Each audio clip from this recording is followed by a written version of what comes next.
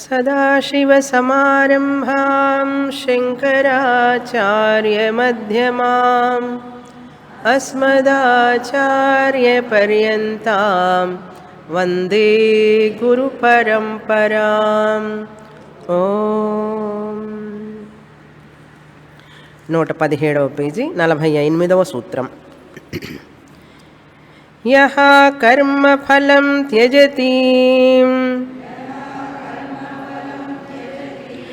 కర్మాణి సన్యస్యతి తతో నిర్ద్వంద్వో భవతి.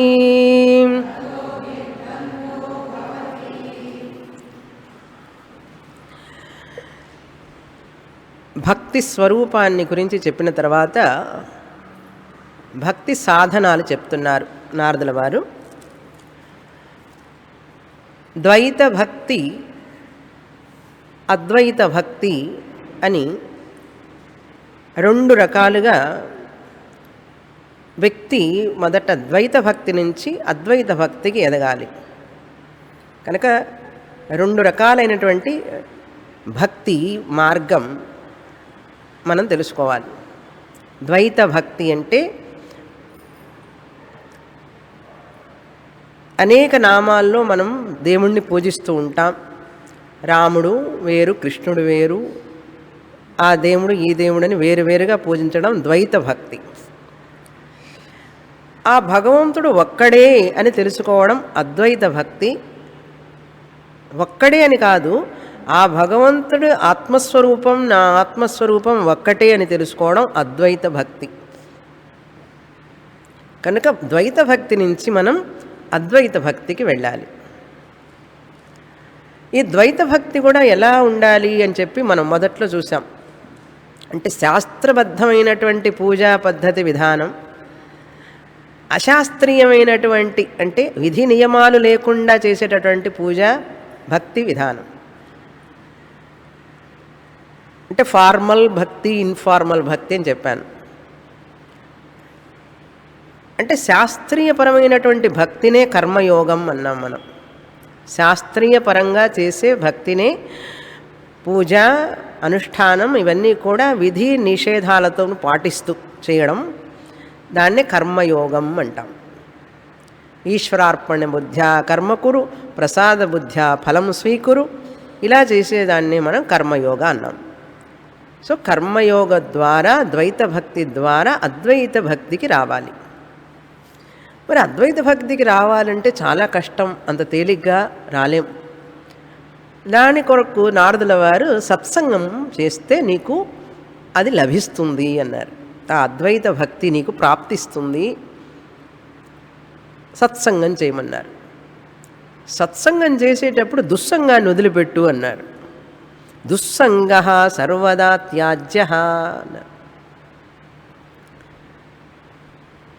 కారణం ఏమిటి? దుస్సంగం చేస్తే వాళ్ళు నిన్ను ఆధ్యాత్మికంగా ఎదగనీయకుండా చేస్తారు. నీకు ఆధ్యాత్మిక ఉన్నతికి వారు అడ్డంకి అవుతారు. కనుక దుస్సంగ త్యాజ్య అన్నారు. ఎవరండి దుస్సంగం అంటే? లోకల్గా ఉండేవాళ్లే కాదు నాయన. దుస్సంగం అంటే ఎవరైతే ఈ యొక్క అద్వైత జ్ఞానం, భక్తి అనేటువంటిది లేదు, ద్వైత భక్తే భక్తి అంటారో, ఎవరు వేద అంతభాగాన్ని నిరాకరిస్తారో వాళ్ళందరూ కూడా దుస్సంగంతో సమానం అన్నారు. ఏ ఉపన్యాసకుడైనా, ఏ మహాత్ముడని పిలువబడుతున్న వారైనా కూడా ఒకవేళ వాళ్ళు అద్వైత భక్తి అనేటువంటిది లేనే లేదు, ఉన్నది ద్వైత భక్తే, వేదాంతం అనేటువంటిది లేదు, జీవబ్రహ్మ ఐక్యం అనేటువంటిది లేదు,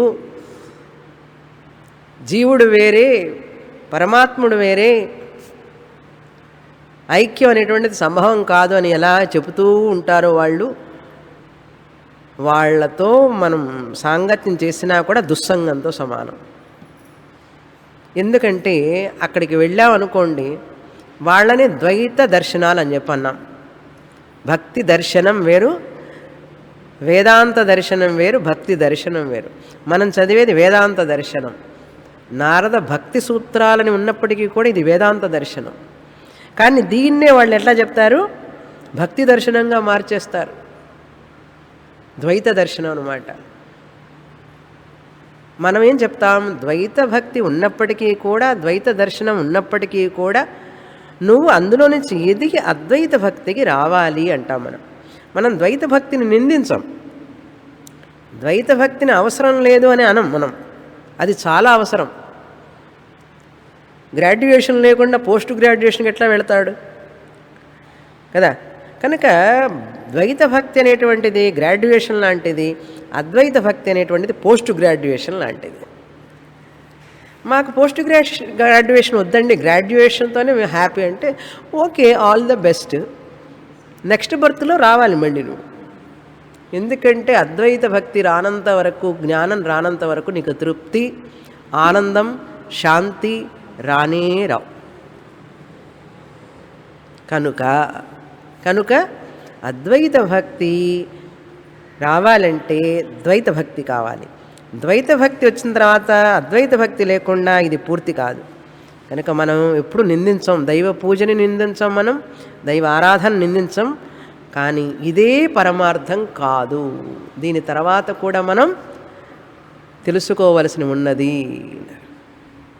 ఎందుకంటే పూజలు గణగణగణ వడపప్పు, పాయసం, పానకం ఇవన్నీ చేస్తూ ఉంటే బాగుంటుంది, కలర్ఫుల్గా. చూడండి, ఈ మాల వేస్తే కలర్ఫుల్గా ఉందా లేదా?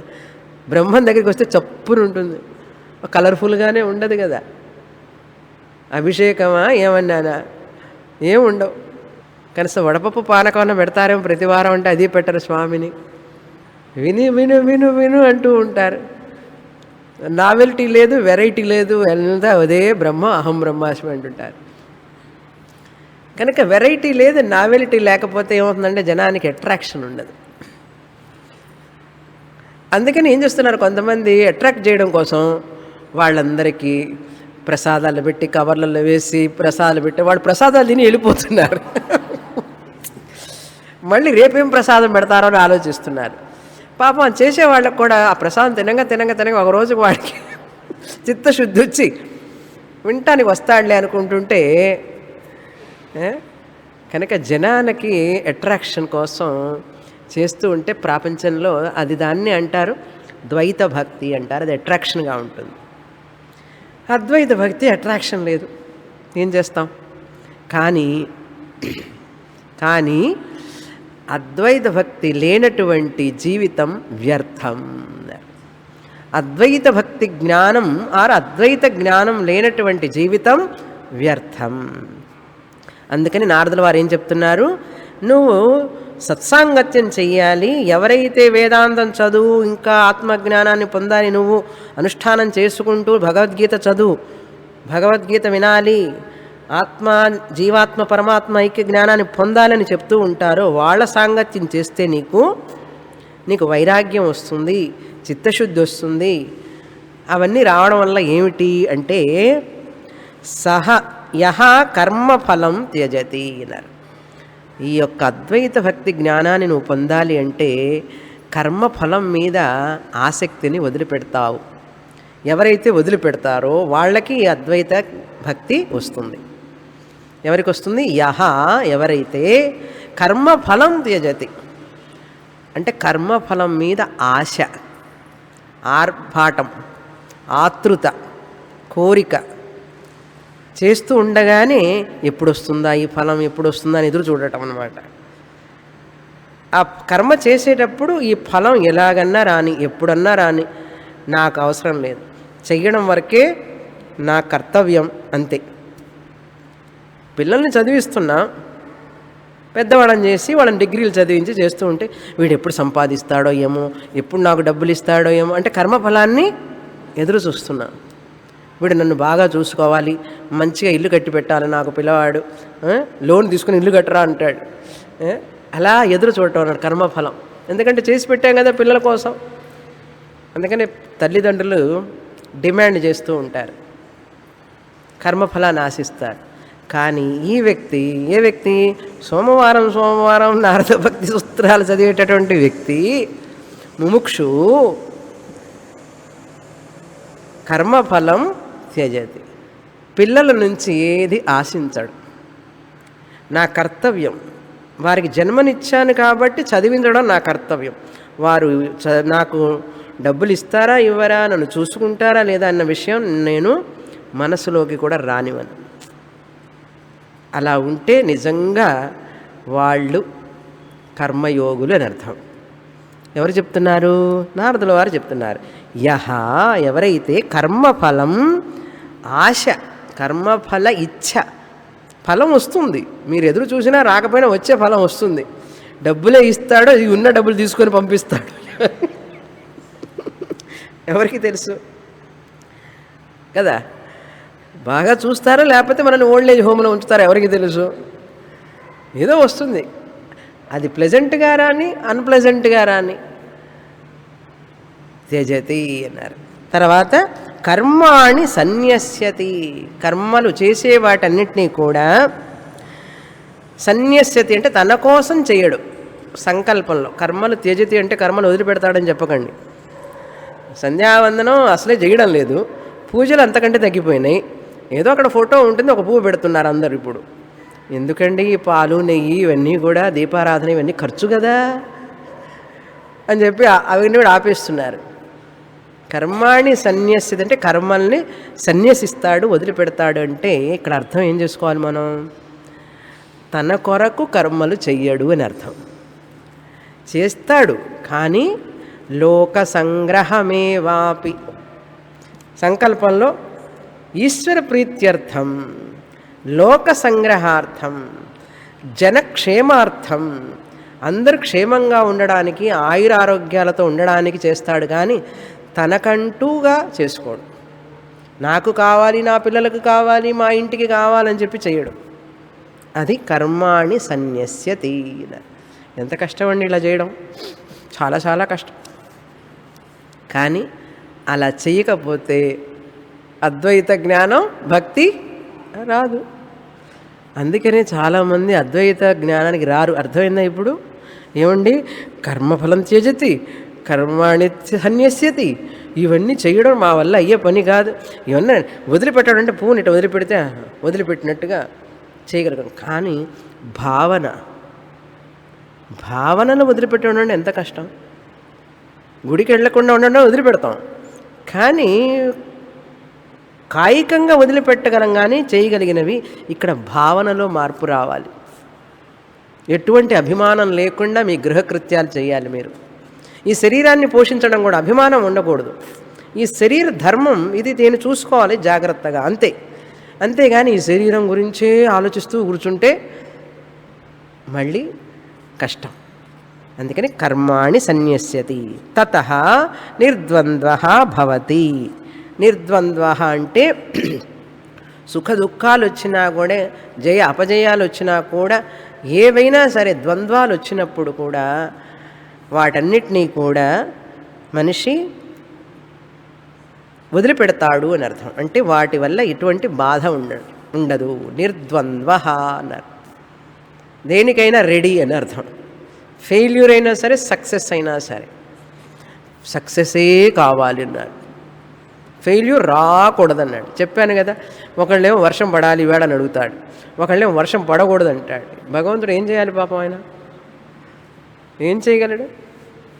కనుక మనకు ఇష్టమైనవి కావచ్చు, ఇష్టం కానటువంటివి కావచ్చు, ఫలితాలు నిర్ద్వంద్వః అన్నారు. ఎట్లా వచ్చినా సరే ఐఎమ్ రెడీ అన్నారు. వాటిని అనుభవించడానికి నేను రెడీగా ఉన్నాను. మనం అనుకున్నట్లుగానే జరగవు కదా అన్నీ. అందుకని మనసులో ముఖంలో మార్పు ఉండదు, ఎప్పుడు ఒకే రకంగా ఉంటాడు. ఉదాహరణ ఎవరు? మన రాముల వారు. శ్రీరామనవమి వస్తే పానకం వడపప్పు చేసుకుంటామే కానీ రాముల వారు అడవికి వెళ్ళేటప్పుడు పట్టాభిషేకం చేస్తామన్నప్పుడు ఎలా వచ్చాడో, కైకేయి అడవికి వెళ్ళాలి నువ్వు అన్నప్పుడు అలాగే ఉన్నాడుట రాముల వారు. అదే వదనం వాల్మీకుల వారు రాస్తారు. ఆ ముఖంలో ఎటువంటి మార్పు లేదు. నేను రాజ్యం వెళదామని వచ్చాను, ఇక్కడికి చక్రవర్తిని కావాలని వచ్చాను, అయోధ్య నగరం మొత్తానికి, అటువంటి వాడిని నన్ను అడవులకు వెళ్ళమంటున్నది అని చెప్పి వాళ్ళ అమ్మ మీద ఏమన్నా పోట్లాడా? ముఖం అంతా నల్లగా పెట్టుకున్నాడేమన్నా? అసలే నలుపు ఆయన, ఇంకాస్త నల్లగా నలుపుగా పెట్టుకోవడం కాదు, వెలిగిపోయిందట రాముల వారి ముఖం. అబ్బా, ఈ 14 ఏళ్ళు నేను ఋషుల్ని కలవచ్చు, ఋషుల యొక్క సాంగత్యం నాకు దొరుకుతుందని చెప్పి ఆనందపడ్డాట. నాకు చిన్నప్పటి నుంచి అడవికి వెళ్ళాలని ఇష్టం, అడవుల్లో ఆ ఋషులందరినీ చూడాలని నాకు ఇష్టం. అమ్మా, నాకు చాలా థ్యాంక్స్ అమ్మా, నువ్వు అడిగినందుకు అనుకున్నట్ట మనసులో రాముల వారు. అందుకని శ్రీరామనవమి వస్తే ఇట్లాంటి రాముల వారిని మనం గుర్తుపెట్టుకోవాలి. అర్థమైందా? ముత్యాల తలంబరాలు పోసారట భద్రాచలంలో అని చూస్తాం కూర్చొని. రాముల వారికి ముత్యాల తలంబరాలు పోశారు, నవ వైఢూర్యాలతో అంతా అలంకరించారని చెప్పి వింటామే. కానీ రాముల వారు నిర్ద్వంద్వాలని, అంటే ద్వంద్వాలను ఎట్లా త్యజించి నిర్ద్వంద్వుడిగా ఉన్నాడనేది తెలుసుకోనంతసేపు మనం రామ పూజ చేయడం లేదు, పానకం పూజను వడపప్పు పూజ చేసుకుంటున్నాం. ఎన్ని శ్రీరామనవమిలు అయిపోయినాయి, కానీ మనలో ఏమైనా నిర్ద్వంద్వత వచ్చిందా? ఎందుకంటే రాముల వారి ఈ విషయాన్ని మనం స్మరించడంలా. రాముడిని ఒక పూజ వ్యక్తిగా పూజిస్తున్నామే కానీ దేవుడిగా రాముడి యొక్క ధర్మగుణాలు, రాముడి యొక్క మనస్తత్వం, ఆయన యొక్క పితృవాక్య పరిపాలనం, ఏకపత్ని వ్రతం, ఆ వ్రతాలన్నీ ఎలా పాటించాడు, ఎంత నిబ్బరంగా ఎంత ధైర్యంగా ఉన్నాడు ధర్మం కోసం అన్నది అది తెలుసుకోనంత వరకు మనం చేసే పూజలన్నీ కూడా వ్యర్థం. కనుక అలా తెలుసుకోండి. తెలుసుకోకపోతే మన పిల్లలు రాముడిని నిందిస్తారు, మన స్త్రీలు కూడా, అమ్మాయిలు కూడా రాముడిని నిందిస్తారు. ఎందుకంటే రాముడు సీతను అడవికి పంపించాడని అంటారు. మనకు తెలియదు, వాళ్ళకి తెలియదు.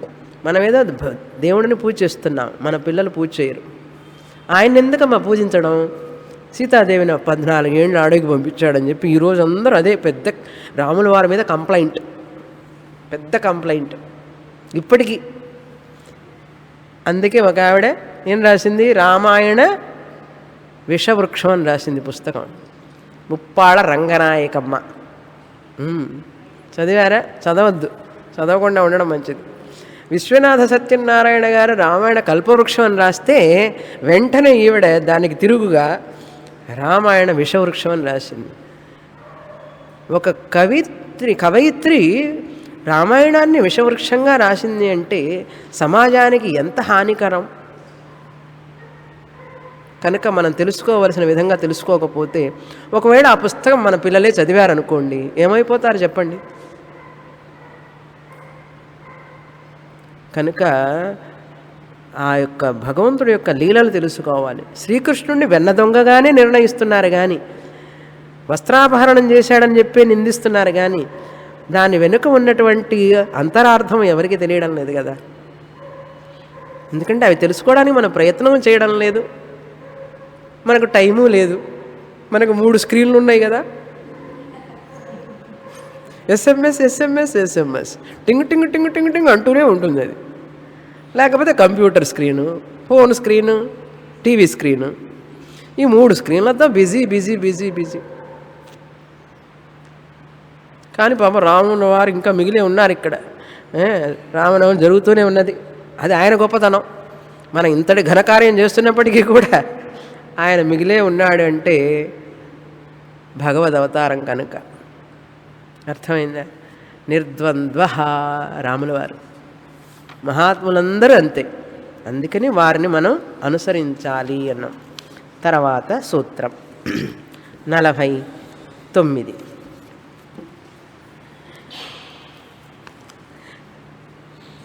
యో వేదానపి సన్యస్యతి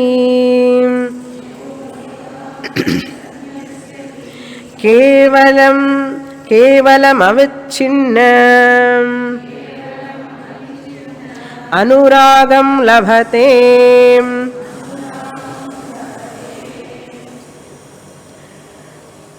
యహ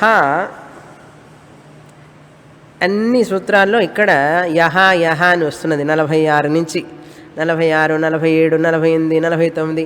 యహ యహ అంటే అది రిలేటివ్ ప్రోనౌన్ అంటారు, సర్వనామ శబ్దం. ఎవరైతే అన్నారు. ఎవరైతే అంటే ఎవరైనా కావచ్చు, సర్వనామ శబ్దం ప్రోనౌన్ అంటారు.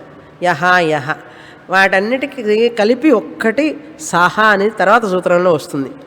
ఎవరైతే ఇలా ఉంటారో అతడు అని. కనుక యహ ఎవరైతే వేదానపి సన్యస్యతి అన్నారు. వేదాలను కూడా సన్యసిస్తాడో అన్నాడు. ఇక్కడ వేదాలంటే పూర్వభాగ ఆఫ్ వేద, కర్మకాండ. కర్మకాండ ఉపాసనాకాండాలను కూడా త్యజిస్తాడో.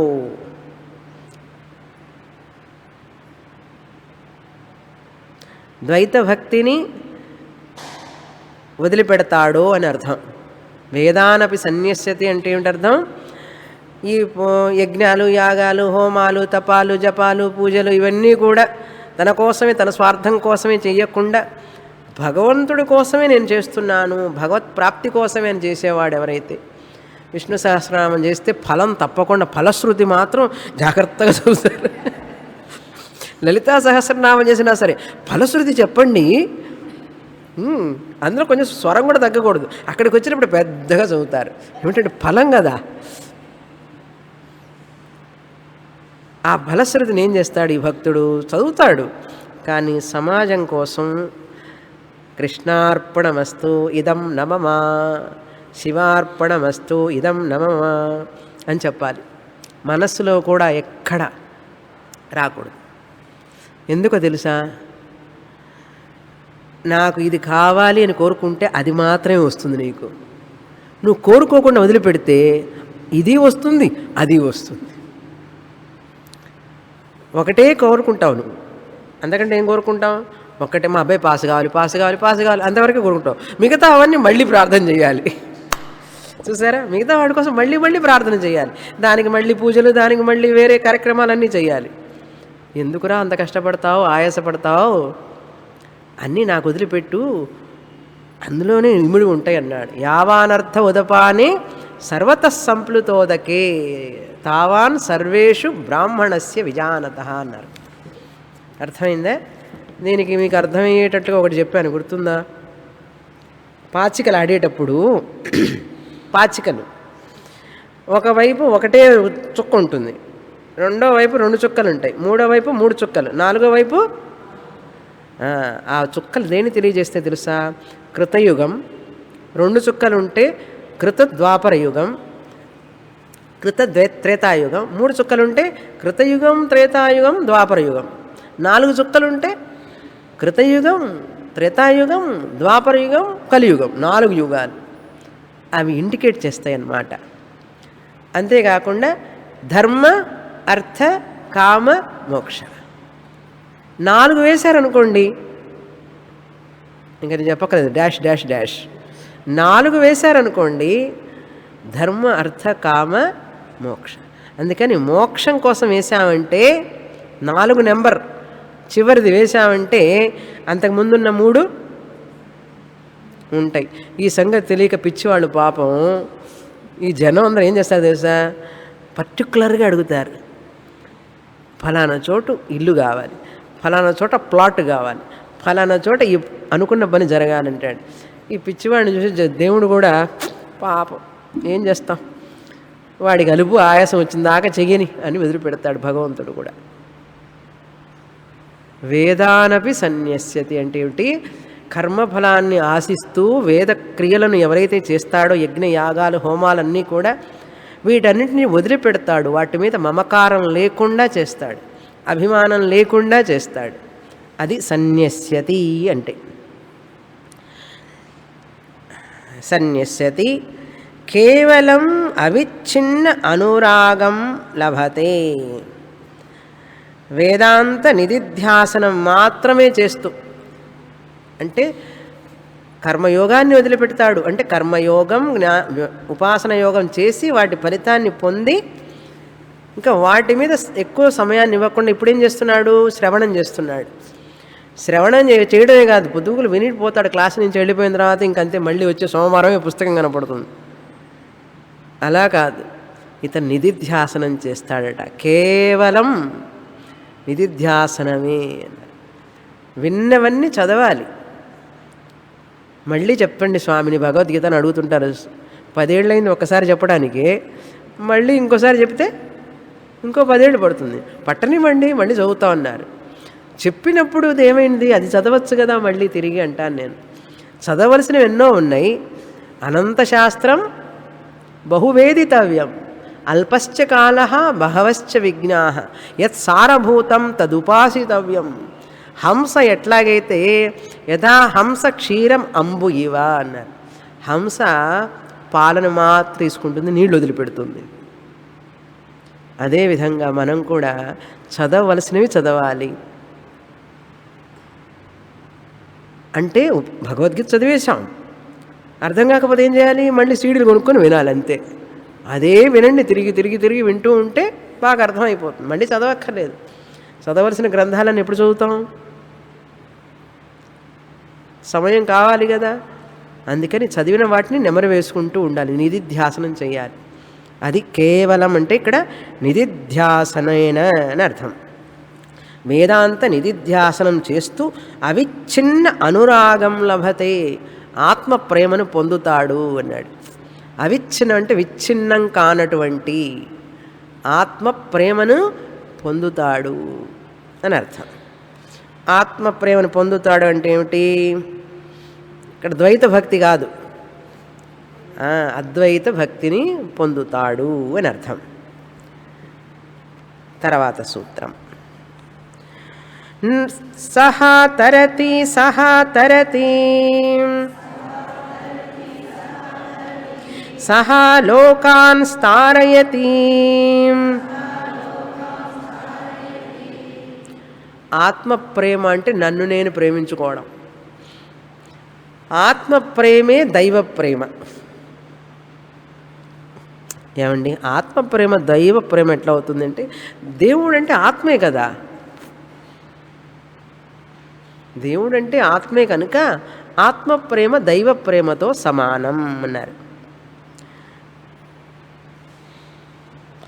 దైవ ప్రేమ అంటే విశ్వప్రేమ అని అర్థం. ఎందుకంటే దేవుడే కదా అంతా వ్యాపించి ఉన్నాడు. దేవుడే అంతా వ్యాపించి ఉండడం వల్ల విశ్వరూపంలో చదివామా లేదా? విశ్వరూపం ఎక్కడ చదివాము? ఎక్కడ చదివాము? నాకే గుర్తులేదే. భగవద్గీతలో 11వ అధ్యాయం విశ్వరూప సందర్శన యోగ. భగవంతుడే ఈ విశ్వమే ఆయన రూపం, విశ్వరూపం అని చదివాం. కనుక ఆత్మ ప్రేమే దైవ ప్రేమ, దైవ ప్రేమే విశ్వప్రేమ. అప్పుడు ఆత్మను ప్రేమించేవాడు విశ్వాన్నంతా కూడా ప్రేమిస్తున్నట్లే. అర్థమైందా? అప్పుడు జ్ఞాని, ఆత్మజ్ఞాని విశ్వాన్నంతా ప్రేమిస్తున్నాడా లేదా? మన ప్రేమ ఏమిటి? అబ్బాయి మీద ప్రేమ, అమ్మాయి మీద మాత్రమే ప్రేమ, అత్తగారి మీద కొంచెం కొంచెం ప్రేమ, తోడుకోడల మీద కొంచెం ప్రేమ స్వామిని అంతే. అది మన అమ్మ మీద ఉన్నంత ప్రేమ అత్తగారి మీద ఉండదు. అదేమిటో. మీ అమ్మని మీరు బాగా ప్రేమిస్తామని చెప్పి ఆయన పోట్లాడతాడు, మీ అమ్మ అంటే మీకు ప్రేమ లేదా అని ఈవిడ పోట్లాడుతుంది. వీళ్ళిద్దరూ వాళ్ళ అమ్మల గురించి పోట్లాడుకుంటుంటారు. అంటే ఎంత అజ్ఞానంలో ఉన్నామో చూడండి మనం. ఎక్కడికి పోయినా అత్తగారు కోడలు పోట్లాడరు, గొడవలే కదా. ఎందుకు వస్తుందంటే విశ్వప్రేమ లేకపోవడం వల్ల వస్తుంది. విశ్వప్రేమ ఎందుకు లేదు? దైవ ప్రేమ లేదు. దైవ ప్రేమ ఎందుకు లేదు? ఆత్మప్రేమ లేదు. ఇప్పుడు ఇవన్నీ వింటుంటే మనం ఎంత అజ్ఞానంలో ఉన్నామా అని తెలుస్తుంది. ఒక్కొక్కసారి బాధ కూడా వేస్తుంది, అయ్యో ఇంత అజ్ఞానంలో ఉన్నానా నేను అని. బాధపడొద్దు. ఆహా, భగవంతుడు నాకు ఇవన్నీ తెలుసుకునే అవకాశం ఇచ్చాడని చెప్పి ఆనందపడాలి. ఇంతకాలం ఉండే, ఇంతకాలం కాదు ఇప్పుడు వచ్చింది పెరిగే విషయం, ఇంతకాలం రాలేదని అనుకోవద్దు. ఎప్పుడు రావాలో అప్పుడు వస్తుంది. సహా అలా తెలుసుకున్న వ్యక్తి అంటే సత్సాంగత్యం చేస్తూ ఈ యొక్క ఫలం కోసం ఆశించకుండా దేనిని దైవ పూజ చేస్తూ దైవం కోసమే, ప్రపంచం కోసమే, విశ్వం కోసమే చేస్తూ ఉంటాడో సహా అటువంటి వ్యక్తి తరతి అంటే మాయ నుంచి దాటిపోతాడు అన్నాడు. తరతి మాయాన్ తరతి అన్నాడు. ఈ శరీరం భ్రమ, మానసిక భ్రమ, ఈ ప్రాపంచిక భ్రమల నుంచి బయటపడతాడు. తరతి అంటే ఏమిటి? దుఃఖాన్నించి తరతి. అందుకే నారదుల వారు ఛాందోగ్యోపనిషత్తులో సనత్కుమారుని వారి దగ్గరికి వెళ్ళి అడిగాడు, ఏమండి ఇన్ని శాస్త్రాలు చదివాను, 24 గంటలు జపం చేస్తుంటాను, ఓం నారాయణ నారాయణ అని చెప్పాను, అయినా దుఃఖం పోలేదు నాయన అని అడిగాడు. ఎవరు? నారదుడు అంతటి వాడు. ఎంత భక్తుడు నారదుడు! 24 గంటలు నారాయణ నారాయణ అని చెప్పే నారదుడికి దుఃఖం పోలే.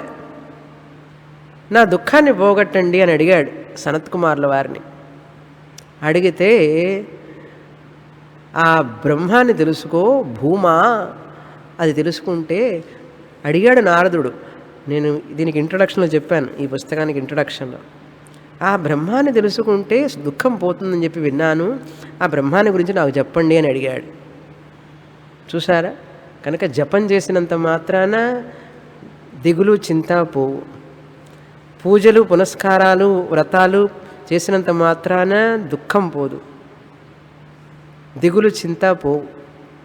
మరి ఎలా పోతాయి అంటే ఆత్మజ్ఞానం వస్తేనే పోతుంది, వేరే మార్గం లేదు. మరి ఇవన్నీ ఎందుకండి పెట్టారు అన్నాడు. ఇక్కడికి రావడం కోసం ఇక్కడ పెట్టారు అవన్నీ అన్నారు. అవన్నీ ఎందుకు పెట్టారంటే నీకు చిత్తశుద్ధి కావాలి, చిత్త ఏకాగ్రత కావాలి, నీ మనసు శుద్ధిపడాలని చెప్పి అవన్నీ పెట్టారు. ఒక రోజుకైనా నువ్వు ఈ యొక్క ఆత్మానందాన్ని పొందడానికి వస్తావని చెప్పి అవన్నీ సాధనాలు పెట్టారు. అవి లేకపోతే నువ్వు ఇక్కడికి రాలేవు, కనుక అవన్నీ చేసుకుంటూ చిన్నగా ఇక్కడికి రావడానికి పెట్టారు అన్నారు. సహా అన్నారు. ఎవరైతే ఏకరూప ఉపాసన, విశ్వరూప ఉపాసన, కర్మయోగ, ఉపాసనా యోగ, సత్సాంగత్యం అన్నీ చేసి కర్మల ఫలాన్ని వదిలిపెట్టి కర్మలన్నీ కూడా లోక సంగ్రహం కోసం చేస్తూ వదిలిపెట్టి వస్తాడో సహా, అటువంటి వ్యక్తి మాయ అతన్ని ఏమీ చేయలేదు, దుఃఖాన్ని నుంచి బయటపడతాడు అని అర్థం. రెండోసారి చెప్తున్నారు సహయేవ తరతి. సహతరతి అంటే ఏంటి? అతడే దాటుతాడు అన్నాడు. అందుకని ఎన్ని చేసినా కూడా ఇక్కడికి రావాల్సింది చివరికి. ఎన్ని గుళ్ళకి వెళ్ళినా, ఎన్ని గోపురాలు చూసినా, ఎన్ని తీర్థక్షేత్రాలు తిరిగినా, ఎన్ని వ్రతాలు యజ్ఞాలు యాగాలు హోమాలు చేసినప్పటికి కూడా ఒక రోజుకి ఆ వ్యక్తి ఇక్కడికి రావాలి. ఇక్కడికంటే ఏమిటి? వేదాంతం క్లాసుకి. ఈ జన్మలోనే వస్తాడో ఏ జన్మలోనే వస్తాడో ఎవరికి తెలుసు, వచ్చి తీరుతాడు. సహ తరతి అన్నారు. సహా లోకాన్ తారయతి, తాను తరించడమే కాకుండా ప్రజలను కూడా తరింపజేస్తాడు అన్నాడు. చూసారా? అంటే గురువుగా అయి ఉపన్యాసం చెప్పి 1 గంట 2 గంటలు 3 గంటలు ఉపన్యాసం చెప్తూ 10 సంవత్సరాలు 20 సంవత్సరాలు చెప్తూ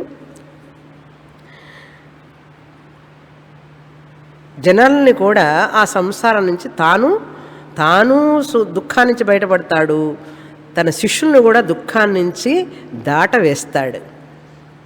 చూసారా? దాటవేస్తాడంటే ఏమిటి? చెయ్యి అందిస్తాడు. ఏమిటి అంది? తత్వమసి అంటే శిష్యుడు పట్టుకోవాలి, అహం బ్రహ్మాస్మి అని చెప్పాలి. తత్వమసి అన్నాడంటే గురువు జారిపోతాడు శిష్యుడు. కనుక గురువుగారు తత్వమసి చెప్పినప్పుడు నేనేం చెప్పాలి? అహం బ్రహ్మాస్మి అని చెప్పాలి. అది కనుక స్వయం తీర్త్వా పరాన్ తారయతి అన్నాడు.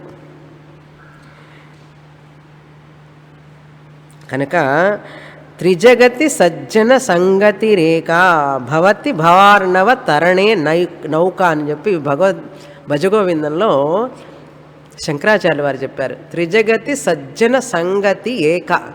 ఈ 3 లోకాల్లో అత్యంతమైనటువంటిది ఉన్నతమైనటువంటిది ఏమిటంటే సజ్జనుల సాంగత్యం. ఎవరు సజ్జనులు? ఎవరైతే భగవంతుడిని గురించి మాట్లాడుతూ భగవత్ తత్వాన్ని గురించి చెప్తారో, ఏక విశ్వ అరూప గురించి మాట్లాడతారో వాళ్ళు సజ్జన సంగతి.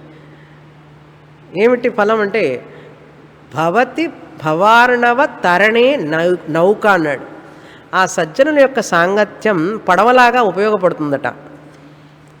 దేనికి పడవ అంటే సంసారం అనే సముద్రాన్ని దాటడానికి వాళ్ళు నీకు పడవగా సహాయపడతారు. సంసారం అంటే ఏమిటండి అన్నాడు. అంతా విని రామాయణం అంతా విని రాముడికి సీత ఏమైంది అన్నట్లుగా, ఏమంటే సంసారం సంసారం అంటున్నారు, ఏమిటా సంసారం అంటే, ఏమీ లేదు నాయన, జనన మరణ వ్యాధి జరా చక్రంలో పడి కొట్టుకోవడం. నాకు ఇది లేదు అది లేదు, దిగులు చింత, ఏమేమో చేసినవన్నిటి గురించి దిగులు పడటం, రాబోయే భవిష్యత్తు గురించి భయపడటం, దిగులు పడడం, ఇలాంటివన్నీ ఉండడమే సంసారం. భయం భయంగా జీవిస్తూ ఉండడం, దుఃఖంతో జీవించడం, దిగులు పడుతూ జీవించడం. కనుక ఇవన్నీ ఉంటేనే సంసారం అని అర్థం. అటువంటి భవార్ణవం సంసార సాగరాన్ని నుంచి బయటపడేసేవాళ్ళు సజ్జనుడు అన్నారు. తారయతి అన్నారు. తర్వాత సూత్రం, అనిర్వచనీయం ప్రేమస్వరూపం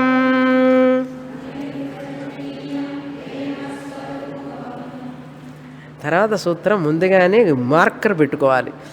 ఆ చిన్న సూత్రం మీరు 3 పేజీలు తిప్పేటప్పటికి ఆ సూత్రం అయిపోతుంది. ఆ ఆత్మ ప్రేమ అనేటువంటిది చెప్పాను కదా,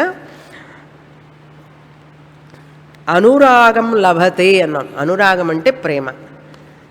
ఇక్కడ ఈ 49వ సూత్రంలో అనురాగం అంటే ప్రేమ, ఆత్మ ప్రేమను పొందుతాడు. ఆ ఆత్మ ప్రేమ అనేటువంటిది ఎలా ఉంటుందండి అంటే, అనిర్వచనీయం అన్నారు. వర్ణింప శక్యము కానటువంటిది అన్నారు. వర్ణింప శక్యము కానటువంటిది. ఇక్కడ స్తుతి చేస్తున్నారు, భక్తి స్తుతి. సాధనాలు వస్తాయి, స్తుతి వస్తుంది ఇందులో. అనిర్వచనీయం ప్రేమస్వరూపం. ప్రేమే భక్తి, భక్తే ప్రేమ. ప్రేమ వేరు, భక్తి వేరు కాదు. భక్తి is equal to Prema, Prema is equal to భక్తి. ఈ భక్తి అనేటువంటిది అనిర్వచనీయం అంటే నిర్వచించడానికి వీలు కానటువంటిది. ప్రేమ అనేటువంటి భక్తి, భక్తి అనేటువంటి ప్రేమ నిర్వచించడానికి వర్ణింప శక్యము కానటువంటిది. ఏమిటంటే అంత కష్టమా అది అన్నాడు. ద్వైత భక్తినే నువ్వు ద్వైత ప్రేమనే వర్ణించలేవు. అద్వైత ప్రేమని ఎట్లా వర్ణిస్తావు? ఆత్మ ప్రేమ అంటే అద్వైత ప్రేమ. అద్వైతం అంటే ఆత్మ అండి, ఆత్మ అంటే అద్వైతం. అద్వైతం వేరు, ఆత్మ వేరు కాదు. ఏమండి అద్వైతం అంటే ఏమిటండి? ఆత్మ అంటే ఏమిటో అర్థమైంది, కానీ అద్వైతం అంటే ఏమిటన్నాడు. ఆత్మ ఒక్కటే. అద్వైతం అంటే ఏమిటి? రెండు కానటువంటిది అద్వైతం. రెండు కానటువంటిది ఏమిటంటే ఆత్మ. కనుక ఆత్మే అద్వైతం. కనుక ఆత్మ ప్రేమ అద్వైత ప్రేమ, అద్వైత ప్రేమ ఆత్మ ప్రేమ, అద్వైత భక్తి ఆత్మ ప్రేమ, ఆత్మ ప్రేమ అద్వైత భక్తి, అద్వైత ప్రేమ అద్వైత భక్తి, అద్వైత భక్తి అద్వైత ప్రేమ, అద్వైతమే ఆత్మ. అంతా ఒకటే. అర్థమైందా? అర్థమైనట్లుగా ఉన్నది.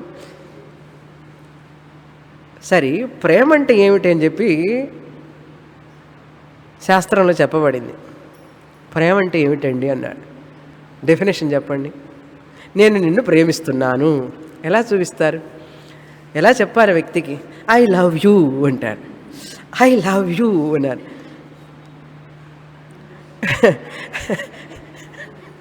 నేను నిన్ను ప్రేమిస్తున్నాను అంటాను. ప్రేమిస్తున్నాను అంటే ఎట్లా చెప్పాలి కదా ఆ వ్యక్తికి. అసలు నువ్వు ప్రేమిస్తున్నాడు నాకేం తెలుస్తుంది? అది మనసులో భావన. అది ఐ లవ్ యూ అనేటువంటిది మనసులో భావన. ఎలా తెలుస్తుందంటే, వీళ్ళు ఏం చేస్తారు, వీళ్ళంటే లోకల్లో ఏం చేస్తారు, కౌగిలించుకుంటారు. నిన్ను నేను ప్రేమిస్తున్నానంటే గట్టిగా కౌగిలించుకుంటే అంత ప్రేమిస్తున్నాను అర్థం. సో వాళ్ళు ఎక్స్ప్రెస్ చేస్తారన్నమాట ప్రేమని. షేక్ హ్యాండ్ ఇచ్చి గట్టిగా చేయి నలిపితే ఐ లవ్ యూ అని అర్థం. కనుక మన ప్రేమని మనం మాటల ద్వారా, చేష్టల ద్వారా వ్యక్తం చేసుకుంటాం కదా. మన మనస్సులో ఉన్నటువంటి ప్రేమ భావనని మాటల ద్వారా, చేష్టల ద్వారా, కాయిక చేష్టల ద్వారా వ్యక్తం చేస్తాం. అంతేగాని ప్రేమ అంటే ఏమిటి చెప్పరా అంటే చెప్పలేడు కదా. కనుక చెప్పలేకపోవడం వల్ల ఏం చేస్తున్నాం, మనం వ్యక్తం చేస్తున్నాం. మాటల వరకు చెప్తామే కానీ ఎంత చెప్పినా కూడా తనివి తీరడం లేదంటాడు. కనుక వ్యక్తం చేయాలి అంటే ఇక్కడ ప్రేమ స్వరూపం అన్నారు. ప్రేమ అనేటువంటిది ఆనందాన్ని ఇస్తుందా, దుఃఖాన్ని ఇస్తుందా? అప్పుడు ఆనందమే ప్రేమ, ప్రేమే ఆనందం, ప్రేమానందం అన్నారు. కనుక ఆనందం, ప్రేమ వల్ల వచ్చే ఆనందాన్ని ఎలా వ్యక్తం చేస్తారు? నవ్వుతూ స్వీట్గా మాట్లాడుతూ వ్యక్తం చేస్తారు.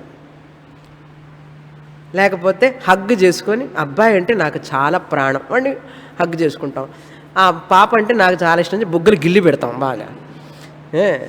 బుగ్గలు గిల్లి ఎత్తుకొని ఎగిరేస్తాం పైకి. ఏవో వాడు చేస్తాం పిచ్చి పనులన్నీ వాడు ఏడ్చేదాకా. ఏదో ప్రేమ అంటే చూపించాలి కదా.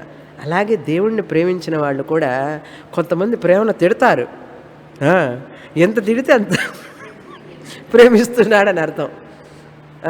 భార్యాభర్తలు కూడా ఒక సీక్రెట్ చెప్పడమా, పోట్లాడుకునే భార్యాభర్తలు చాలా స్ట్రాంగ్గా ఉంటుంది వాళ్ళ రిలేషన్.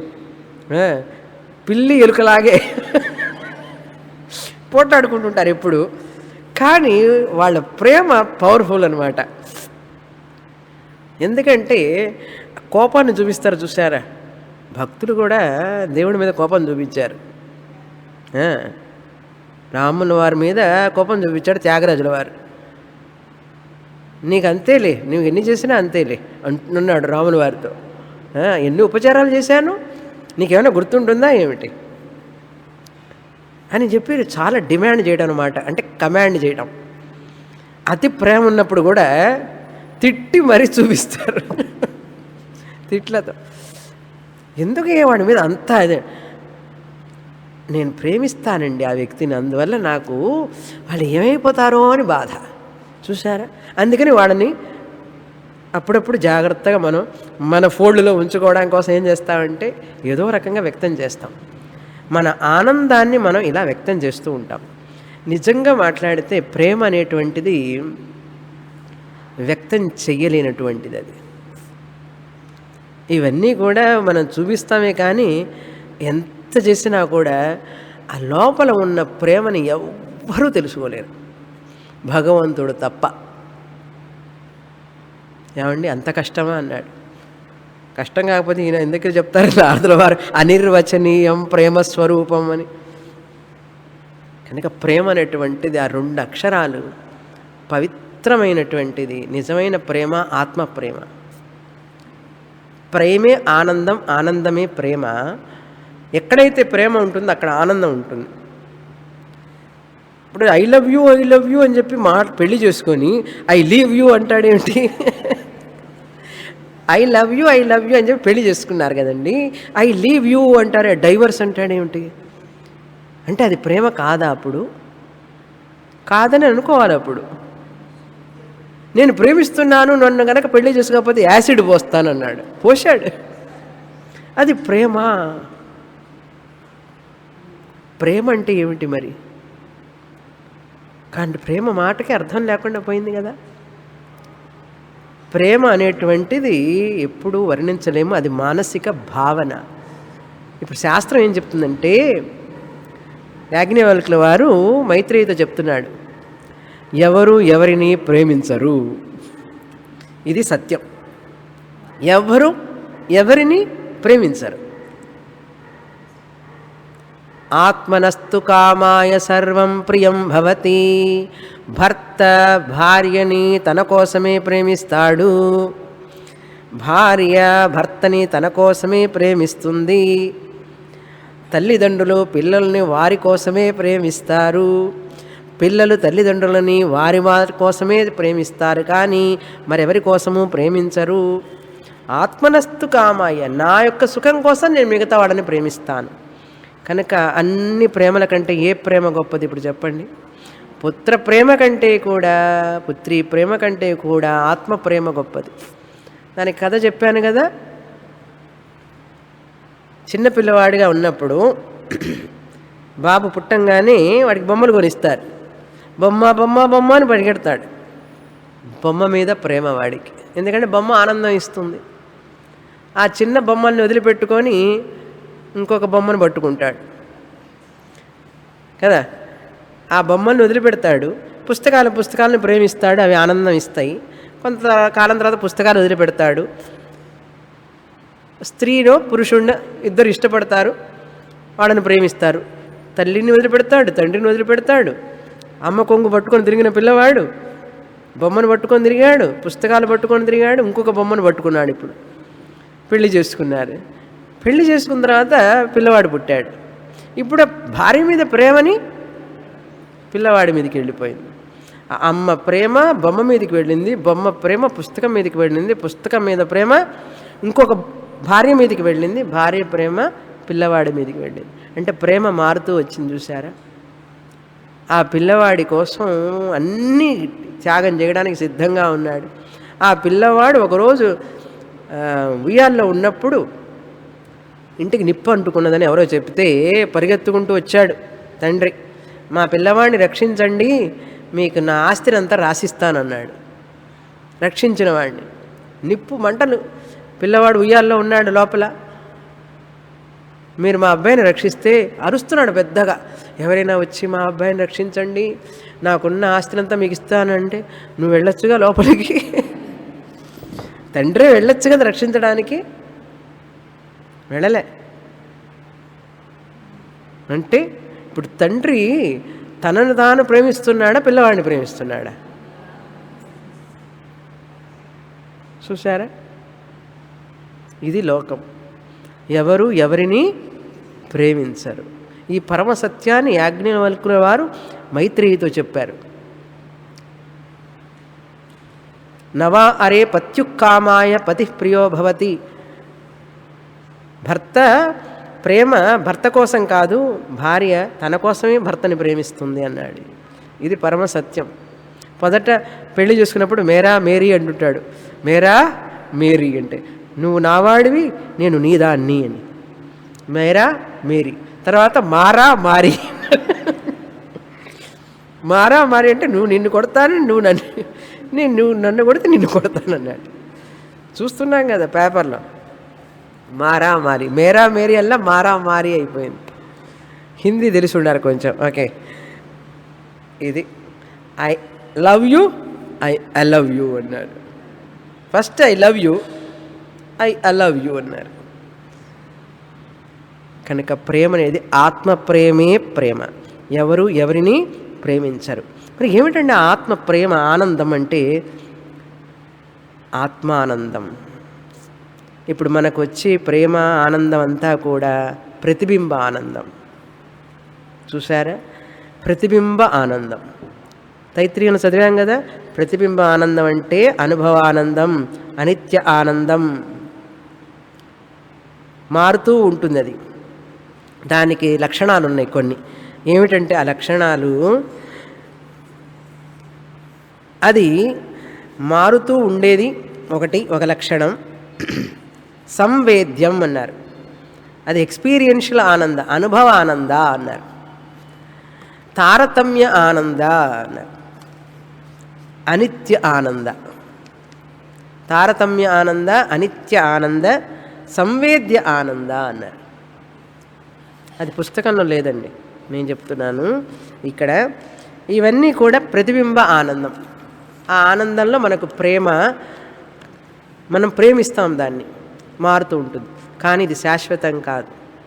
నిత్య ప్రేమ, తారతమ్యం లేనటువంటి ప్రేమ బింబానంద, ఆత్మానంద అన్నారు.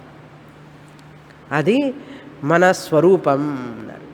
కనుక నా ఆత్మని నేను ప్రేమిస్తాను. మొదట ఆత్మరూపంగా అందరినీ ప్రేమించు అన్నాడు.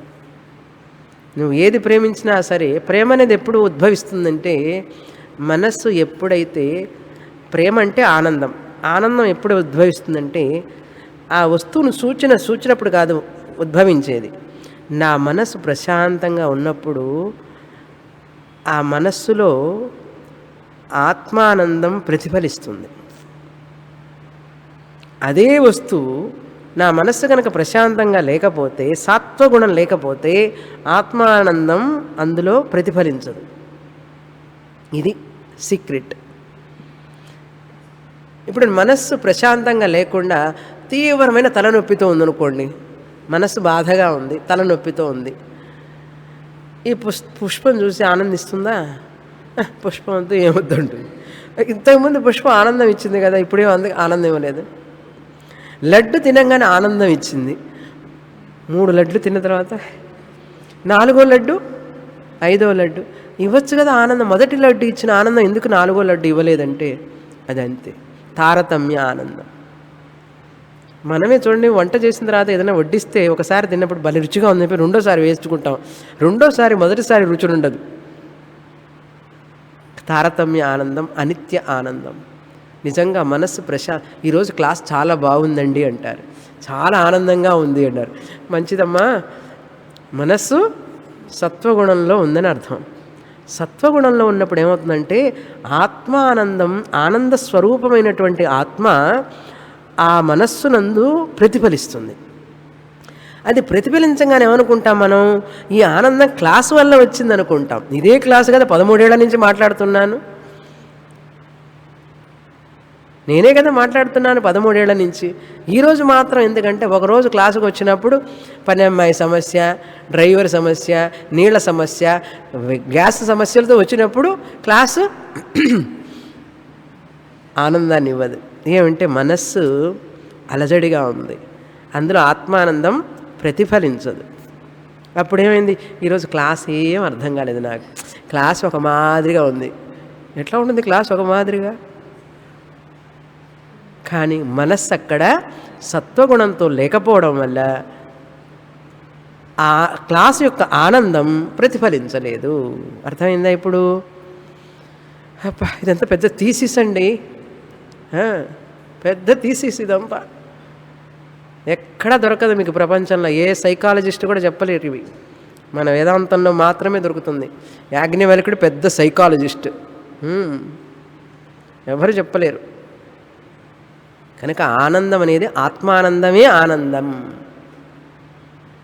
ప్రతిఫలించే ఆనందం ఒక వస్తువు వల్ల, ఒక పుత్రి వల్ల, పుత్రుడి వల్ల, వస్తువుల వల్ల వచ్చే ఆనందం, ఆనందం కూడా ఆత్మానందం యొక్క ప్రతిఫలం, ప్రతిబింబం. అదే వస్తువు ఆనందం ఇస్తే నీకు ఎప్పుడు ఇవ్వాలి కదా, ఇవ్వడం లేదేమి అంటే అదే మ్యూజిక్. విస్తారంగా చెప్పాను తైత్రీయ ఉపనిషత్తులో, ఇంతకంటే చెప్పను. అది ప్రేమ అంటే. ఇక్కడ ప్రేమ అంటే ఆత్మానందం, అనిర్వచనీయం, నిర్వచనం చెయ్యలేం. మామూలు లోకంలో ఉన్నటువంటి ప్రేమనే నువ్వు వర్ణించలేకపోతే ఇంకా ఆత్మానందాన్ని ఏం వర్ణిస్తావు? ప్రతిఫలమైనటువంటి అంటే ప్రతిబింబించే ప్రేమ ఆనందాన్ని, భర్తకి నీ ప్రేమని నువ్వు వ్యక్తం చేయలేవు పూర్తిగా, ఏదో కొంత వ్యక్తం చేయగలవు. పుత్రుడి మీద ప్రేమని కొంతవరకు వ్యక్తం చేయగలవు, ఆనందాన్ని పూర్తిగా వ్యక్తం చేయలేం కదా. ఇదే వ్యక్తం చేయలేకపోతే లౌకిక ఆనందాన్ని, ఆత్మానందాన్ని ఏం వ్యక్తం చేయగలవు? అందుకనే అనిర్వచనీయం అన్నారు. ఎవరు? నారదుల వారు. తర్వాత సూత్రం దానికి ఉదాహరణ చెప్తున్నారు. ఎట్లా అనిర్వచనీయం అంటే మూకాస్వాదనవత్.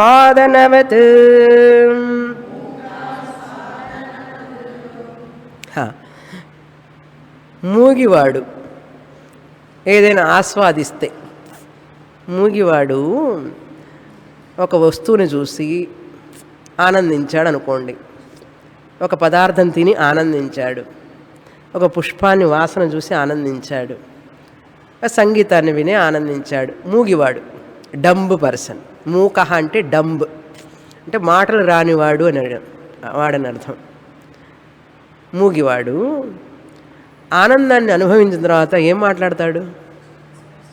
ఏం చెప్పగలడు? వర్ణించగలడా?